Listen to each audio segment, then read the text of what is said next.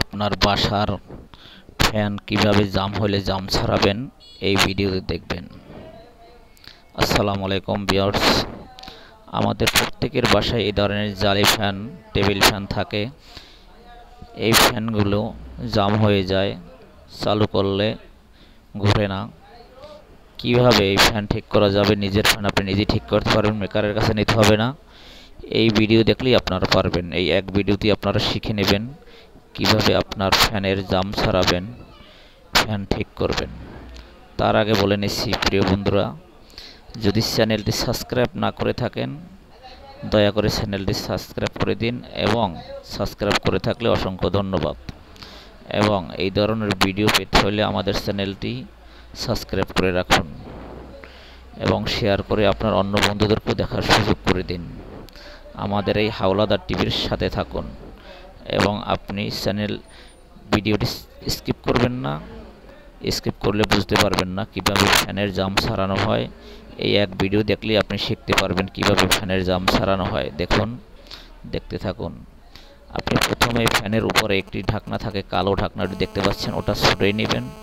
তারপর একটা screw driver দিয়ে আস্তে আস্তে আস্তে আস্তে সমস্ত বোল্টগুলো একসুরি লুজ করবেন।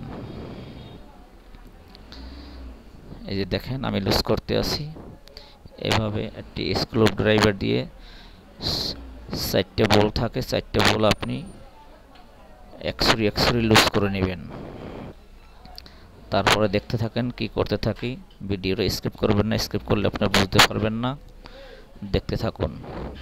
আর এই ভিডিও দেখলে আপনার নিজের ফ্যান আপনি নিজেই ঘরে ঠিক করতে পারবেন, মেকারের কাছে নিতে হবে না। এর একটা ফ্যান মেকারের কাছে সামান্য কাজের জন্য নিলেও আপনার কাছে 100-150 টাকা বা 200 টাকা নিয়ে ফেলায়। এই দেখুন, বোল্টগুলো একটু লুজ করা হয়েছে। হ্যাঁ, এখন কি করতেছি সেইটা দেখেন।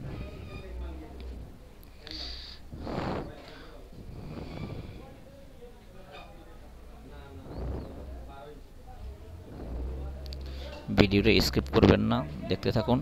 এই দেখুন, যে পাতাটা ঘুরে, পাতাটার সাথে যে শেপটা থাকে, ওই শেপটার গোড়া এইখানে ময়লা জমে গেছে। দেখুন, একটি পিন দিয়ে ময়লাগুলো সরিয়ে দেওয়া হচ্ছে। তারপরে কি করা হয় দেখবেন, সাথে থাকুন, স্কিপ করবেন না। দেখুন, একটা পিন অথবা সেফটিকিনের মাথা দিয়ে হইলে আপনারা পারবেন, বা সুই দিয়া এই ময়লাগুলো উঠিয়ে নেবেন।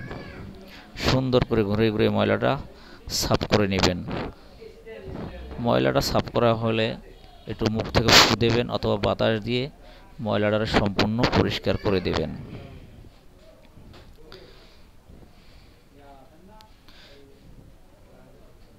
ময়লাটা সুন্দর করে পরিষ্কার করবেন, যেন ভিতরে কোনো ময়লা না থাকে। ঘুরে ঘুরে খুব ভালো করে ময়লাটা খুব সুন্দর করে পরিষ্কার করবেন।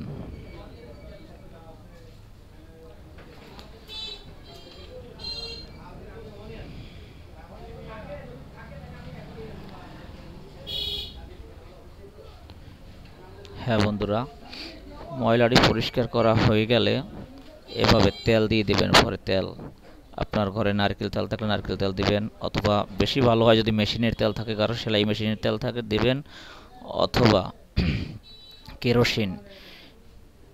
সবচেয়ে ভালো হবে আপনি কেরোসিন দিলে। যা দেন, এই ধরেন তেল জাতীয় কিছু দিয়ে হাতে কিছুক্ষণ ঘোরাবেন, ইনশাল্লাহ ফ্রি হয়ে যাবে।